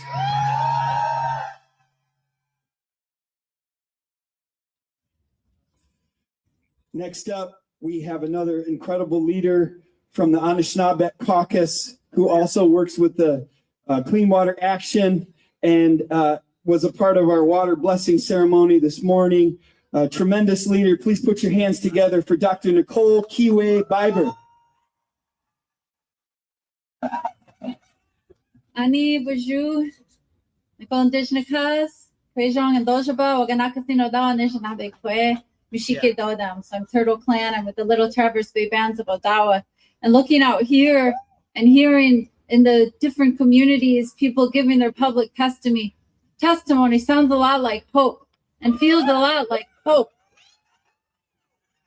In our Anishinaabe people, the original stewards of these Great Lakes lands, we have prophecies, our 7th fire prophecies going on to the 8th fire. And I'd like to uplift that for a bit for you today, because that's where we find ourselves together here, together throughout the world. There's 2 paths we can choose. And that's where we find ourselves. One is where the tech billionaires get their way. It's about speed. It's about convenience. It's about continued extraction and exploitation and saying just a bit more poison in your water. Just some more concrete on our lands. Just trust us that you don't need your communities. You just need what we say you need. And you get what we say you get. Our other option, and this is where we find ourselves, where we can light the 8th fire. We're currently in the 7th fire, where our people are restoring our languages, restoring our teachings. There's the possibility that the path we choose is the one where it is restoration, where all the nations of the world, we unify and we say, it may not seem so fast, and it's going to be hard work to turn back from this machine, this killing machine, but you know what? We're all here. She is keeping us alive against all odds, all of the depredations, all of the abuses. We're still drawing breath. We're still carrying the water in all of our veins, and we still can take the opportunity and choose this possibility to say, we are going to bring our waters back. We are going to bring our more than human relatives home. We do not choose the path of destruction. We choose the path of restoration. And that's where we all find ourselves. I'm so uplifted and hopeful, and we all should be, for this unifying moment where we say an absolute no to AI and data centers, no. And we say yes, and we choose one another, we choose our families, we choose our homelands, we choose our communities, and we choose life. A little bit louder for Dr. Biber. Thank you, Nicole. So we have a big pile of signs that were donated by Brownlee Press. And if anyone's looking for something to do, you can pass out these signs. Take a couple, take a few, spread them around. We're going to need a lot of action over the next little while. Maybe some of the kids here. How about a hand for all the kids that are here? Thank you for your presence. Thank you for your leadership. So don't be shy. We got to hand out all these stickers. Just for showing up, you get a free sticker. Help yourself. There we go. So we're going to hear from another frontline community organizer. Please put your hands together for Gina Ladner from Lowell, Michigan. Thank you, Gina.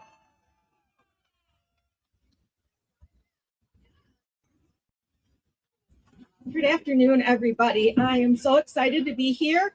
I do not have a speech prepared. I was tossed in at the last minute to replace somebody else. But my agenda is quite similar to hers. We both own small businesses. Do we have any small business? How many of you are worried that the increased utility costs are going to affect your small business.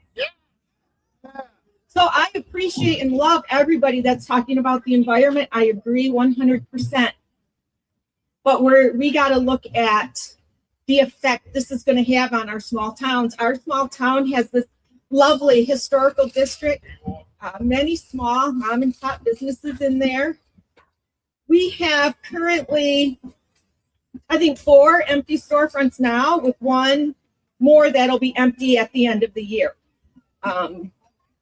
Our township residents have already seen astronomical increases in both their electric and their water bill. Now, I'm paying 2 sets of utilities, 1 for my home, 1 for my small business. That's going to affect me on a personal level, but it's also going to affect all these people that I want to serve with my small business. They're not going to be able to come and shop in our beautiful small town. The data center is planned right at the highway entrance to our small town. Is that going to draw people in? Are people going to say, oh, look at Lowell, what a cute little town, and then they drive to come here and there's this big ugly data center sitting there? That's not going to help. It's not going to help our community. It's not going to help our businesses. It's just a bad situation. And that's all I have to say.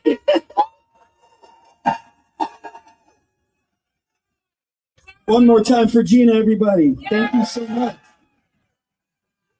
We stand with you, Lowell. From Howell, Michigan, we got some Howell people out there. Y'all are bad. You've been doing it. And we're with you. It's not over yet. And we're going to hear from Lauren Prebenda from Howell. Put your hands together for Lauren, everybody.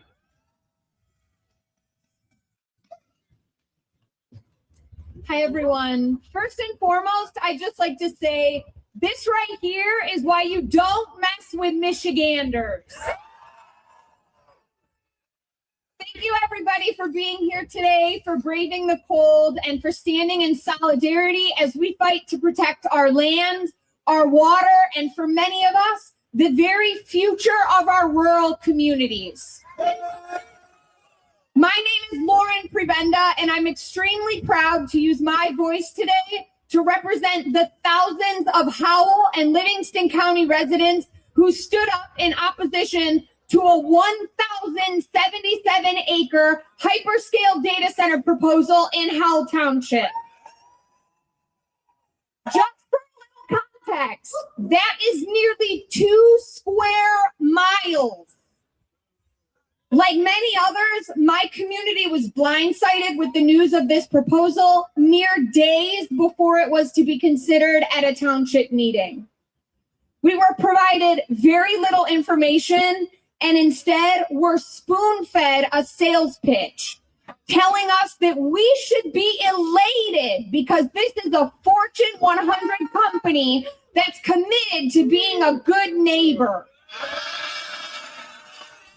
A good neighbor doesn't hide their identity behind the name of a shell LLC.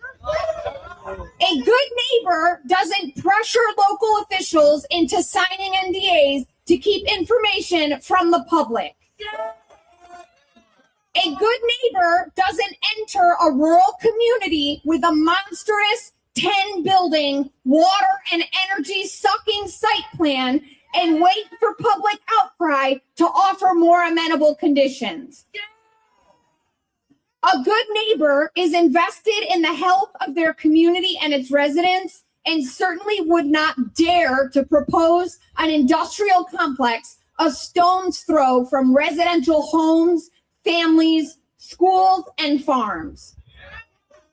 But they didn't do that because they aren't good neighbors. They are not our neighbors at all. They are multi-billion-dollar corporations with the goal of padding shareholder pockets, not protecting Michigan residents. So I'd like to make something very clear today. These data centers are a bad deal. They will continue to be a bad deal a month from now, 6 months from now, a year from now. We are not going anywhere. Our minds will not be changed, and we will not forget the politicians who chose to take the side of corporate interests over the interests of their constituents and their neighbors. Thank you. One more time for Lauren. Thank you so much.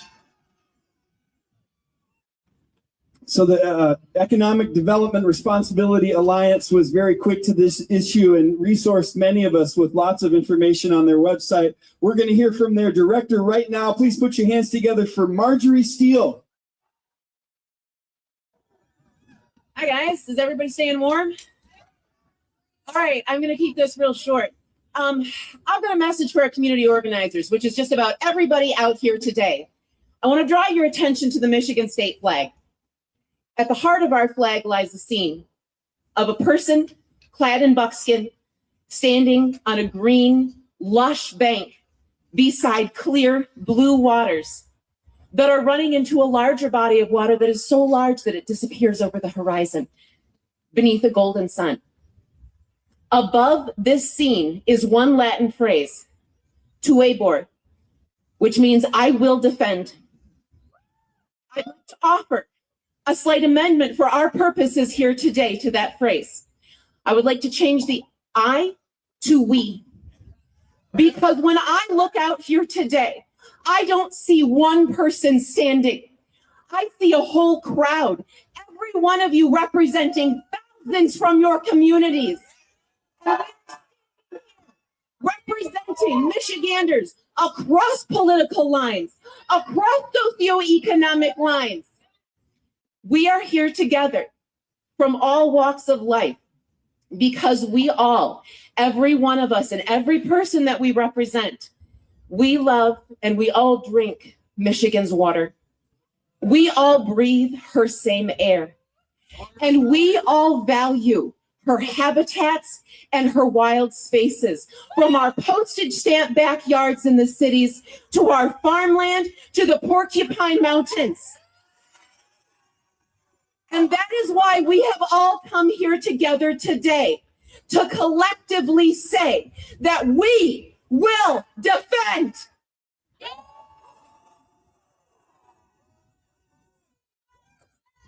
We here at IDRA have been fighting toxic development in Michigan for almost 3 years now.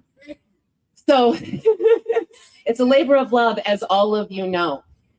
But I want to be clear right now. This is a fun celebratory day. It's gonna get harder. It's gonna get really, really hard. And wait for it.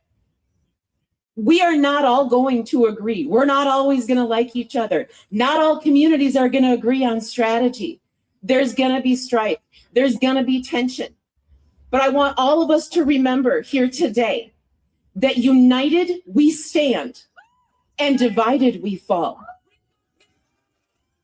So let us Michiganders, let we the people remember that we are stronger when we stand together than the forces that oppose us. Let us remember that it is no one's job but ours to save our state. Superman is not coming. There are no superheroes except for us. So as we carry this momentum forward tomorrow and next week and next month and next year and into the next decades, let us all remember that we stand united, that we are stronger together, and let us remember our mission, which is that we will defend Michigan.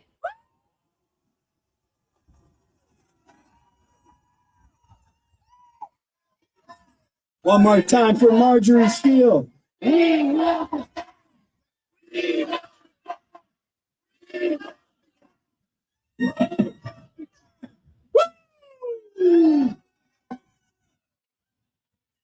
What an incredible event. We have one speaker, he's certainly not the least. This next gentleman is going to be receiving the Climate Champion Award tonight from the Michigan Climate Action Network, which will be aired at at 7 o'clock on the Michigan Climate Action Network. And actually, this is being live streamed on there as well. Before he speaks, though, I'd like to sort of follow up on a few people have talked about what we're all doing here today. I'd like each of you to take a moment and reflect and think about what a hero looks like. Now look at those standing around you. Although you may not realize it, but you are the hero you've been waiting for. We are the heroes Michigan has been waiting for. We all have the power to affect change. So heroes of Michigan, let me hear your voices. We have the power. We have the power. We have the power. We have the power. So, as I said, our last guest was instrumental in taking down the Kalkaska data center. With no further ado, Mr. Seth Bernard.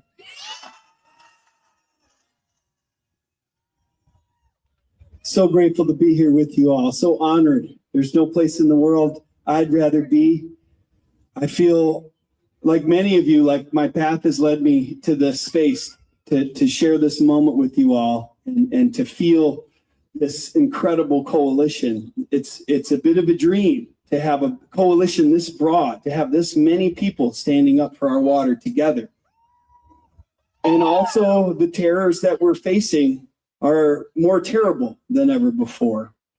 I think it's up to all of us here to help translate this to the people that we know and to help give them courage and to help give them understanding and analysis. It's like we've seen what's north of the wall and we know that winter is coming and we got to build the movement. And what they're doing is sort of like asking the Shire to subsidize the construction of the Eye of Sauron. It makes no sense, and we're not going to do it. So for every person that's here, there's 1,000 more that wanted to be here. So to those of you that couldn't make it, we know you're with us. We feel your support. And for every person that's here, there's 1 million more that's afraid of AI. And sometimes we get stuck. We get stuck in a trauma response. So to the people that are listening, that are afraid and don't know what to do, use the force. We need less Oscar the Grouch energy and more Yoda energy. You got a lightsaber. Learn how to use it. So here we are. Every one of us is here for a reason. We have the support of our ancestors behind us, and the future generations need us. They need us to go strong. And we found ourselves as the adults in the room, standing up for the children, standing up for the future generations. This invasion of hyperscale AI data centers is a national security emergency. We're united to stop the desecration of our lands and waters and the parasitic extraction of our art, our culture, our labor. This tech is being deployed in hostile, criminal, pathological, and unconscionable ways. And at the same time, for decades, myself and so many community organizers, many of whom are here and have been gathered here together for decades, we've asked ourselves the question, can we build multiracial, multi-generational working class solidarity in Michigan? Can we build the power we need to protect these waters and our lifeways? And today, as I look around and look at all of you, I know the answer. The answer is yes. We will not be marginalized. We will not be pitted against each other. And so as we orient toward the end of this protest, let us orient toward the fight ahead. And really, it's a project. And it's going to take all the love in our hearts. And one of my very favorite quotes is Jimi Hendrix. When the power of love overcomes the love of power, the world will know peace. And so don't let yourself be marginalized. Any argument against this has been disproven by every speaker on this stage today. And so the power that we feel in our hearts is the power of love. And it's the love that we have for Michigan. It's the love that we have for our waters. And indeed, we're made of water. Water is life, and water is alive. And as we orient to the end of this protest, we have action items. We have things that we can do. And again, we need to spread the word. We need to build this movement. We need to have generative and natural conversations with all the people in our lives, and to talk about this and open it up, and to be willing to answer questions, willing to be curious.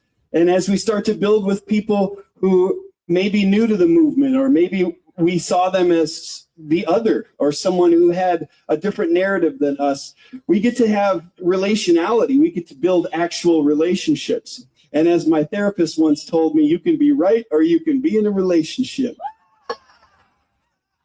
And so we get to be in a relationship. We get to build power, and we get to do it for the rest of our lives. So take care of yourselves. Take care of everybody else. Do the things that you know give you resource, give you energy, and feed your heart and soul. Music, really good food, take care of your body, take care of your spirit. And one of the things that I do to stay in this work, because I'm going to stay in this work for the rest of my life. I pledge my life to this work. I pledge my life to these waters. I pledge my life to this earth. And so to stay connected, we stay connected however we can. And we stay connected to the relationship that we have with the earth and with the waters and with each other. And with whatever creative practices help us feel more human. Because in the end, it's awakening our love, and it's awakening our humanity. And again, there's so much honey in the hearts of the people in this movement. And really, at the end of the day, honey's better than money. We really need to go strong here and to lead with love. And I feel it. I feel it. And I feel so uplifted, and I feel so alive being able to stand with you all. And so onward, ever onward. We're going to do two things now. We're all going to get up on stage. And as we do that, two of my favorite musicians in the world, Charlie Millard and Sam Cooper, are going to sing a brand new song to sort of let us dance and move and shake our way up here. And then we're going to give our wonderful folks in the press, thank you again so much for your journalistic integrity, for allowing the people to have their voices heard in our press. We appreciate you. Photographers, how about a big shout out and a big round of gratitude to the amazing artists at Pleasant Peninsula for their role in all of this. We got reformers working inside here who made their voices heard at this podium, who are trying to pass legislation to pass a moratorium. We got the AG who is taking a legal stance against no secret deals. We got healers here. We got resistors. All of you are resistors, and all of us get to wear all these hats, and we get to be dog lovers and cat lovers and people who pack our children's lunches too. I mean, it's really all of us. And so as we build this movement, we get to know some of the best people around. And the more I stay in this movement, the more I meet my people. So be those people, and keep your hearts open and your arms open to new people. And if they come to you with hard questions, lean toward curiosity, lean toward an open hand. And these conversations are going to lead us where we need to go. Working class solidarity, it's happening. I see it right here. So we're all going to come up on stage, and we're going to get our picture taken. And then we're going to march around the Capitol. And we got some people on the other side of the Capitol that are doing work that we can stand for too. We got Michiganders for the Mini protesting undemocratic budget cuts that impact housing, healthcare, and schools. Right on the other side of the Capitol, working class solidarity all the way. So at this time, come on up, everybody, all of you, up on these steps with the Saline frontline organizers front and center. This is your week. And Sam Cooper and Charlie Millard.